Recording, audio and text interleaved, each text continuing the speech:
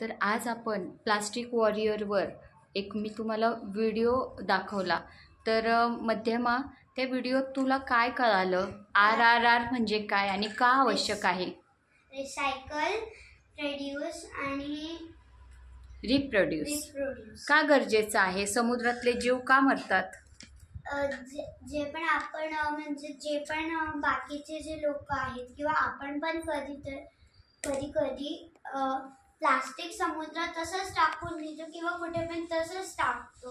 Very good. तिथे जे insects असतात, लँडवर जर आपण टाकलं तर तिथले जे इन्सेक्ट असतात तर ते प्लास्टिक खातात. मग प्लास्टिक त्यांच्यासाठी खूपच डेंजरस असतं. Very good. मग त्याच्यामुळे ते मरून जातात. आणि समुद्रातले जीव पण तसेच मरून जातात काही. व्हेरी गुड बेटा. तर तुला तो व्हिडिओ कसा वाटला दाखवलेला? मला खूप छान वाटला. आणि असाच होता ना तो व्हिडिओ? हो. ह्या चित्राप्रमाणे.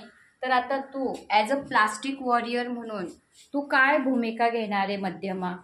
की माझा तर एक रिक्वेस्ट करायची आधी सगळ्यांना. व्हेरी गुड बेटा. कोणीच नदीत प्लास्टिक टाकू नका किंवा लँडवर प्लास्टिक टाकू नका. त्याच्यामुळे सगळ्या इन्सेक्ट्सला, सगळ्या जीवांना धोकादायक आहे.